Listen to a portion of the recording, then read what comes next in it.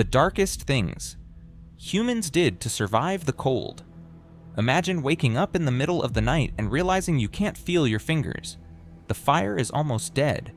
An icy wind whistles through the cracks of your shelter, and outside the temperature has dropped so low that a simple walk would kill you in a matter of hours. Now imagine this isn't just one bad winter. This is your entire life, every year for thousands of years. No heating, no insulated walls. Between you and the absolute cold lies only what you could kill, skin, or burn. Here is the brutal truth. If you were dropped into that world today, you wouldn't last a week, not because you weren't smart enough, but because intelligence alone wasn't enough. To survive the Ice Age, our ancestors had to adapt so radically that today it sends shivers down the spine. Survival demanded an icy pragmatism that left no room for squeamishness. Here is what people resorted to just to keep from freezing to death. Symbiosis with the dead. Around 20,000 years ago, the world was unforgiving. Massive ice sheets covered entire continents. Humans, a species that evolved in the warm savannas of Africa, found themselves in conditions resembling the modern Siberian tundra. We had no thick fur, no protective layer of blubber, so people began taking the skin of others.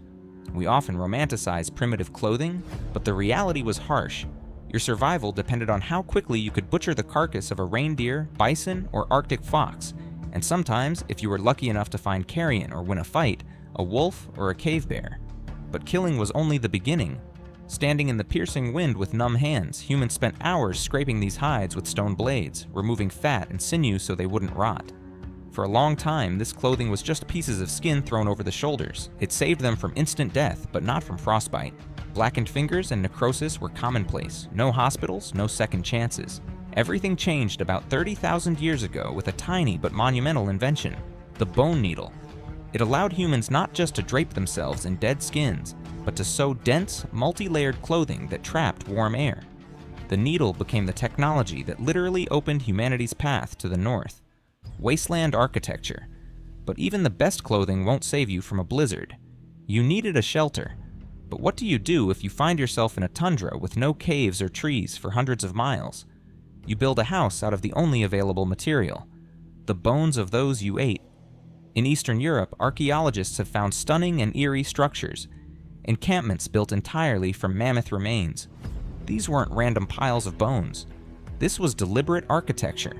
Massive skulls served as the foundation, curved tusks formed the arches of the roof, and the whole thing was covered with heavy hides.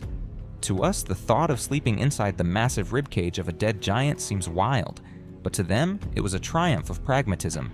The animal gave everything.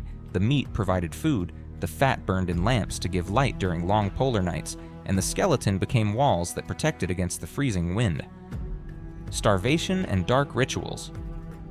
In the cold, the body burns calories at a terrifying rate. Fat was valued more than life itself. One failed hunting season, and an entire tribe would slowly begin to die. Studies of remains from the Cima de los Huesos cave in Spain show that during the harshest months, human development literally stalled. Their bones bear the marks of severe vitamin D deficiency and physiological stress, similar to what animals experience during hibernation. They didn't sleep like bears, but they hid in dark caves for months, conserving every movement, every calorie, balancing on the edge of life and death. And when the food ran out completely, people had to make the unthinkable choice. At sites like Gough's Cave in England, human remains have been found with the marks of stone knives. The bones were split open to extract the nutritious marrow. Archaeologists still debate, was this a dark funerary ritual or a pure act of desperate survival? Most likely in that frozen world, those concepts merged into one: the weapon. Others lacked the cruelest reality of the Ice Age is that not everyone survived. For hundreds of thousands of years, Neanderthals lived in Europe. Physically, they were much better adapted to the cold, massive, stocky, incredibly strong hunters. But when the climate grew even harsher and forests gave way to open tundra, their traditional hunting methods stopped working, and an entire branch of humanity disappeared forever into the ice. So why did we, the weaker, warmth-loving Homo sapiens, survive? The answer lies in what you can't see on a skeleton. We knew how to make deals. Archaeologists find shells and flints hundreds of miles from their places of origin. This means people didn't survive alone. They created trade networks and alliances. If the deer vanished from one tribe's valley, they could turn to their neighbors for help. In a world where one mistake meant death, The ability to share resources with strangers became our ultimate evolutionary technology. Cooperation wasn't an act of kindness. It was an aggressive survival strategy. Surviving the Ice Age wasn't a beautiful story of overcoming. It was built on pain, frostbite, and the grueling labor of numb hands. We are used to thinking of ourselves as the kings of nature. But the truth is, we didn't survive because nature was kind to us. We are alive today only because our ancestors turned out to be the most pragmatic, unbending, and stubborn species of predators this planet has ever produced.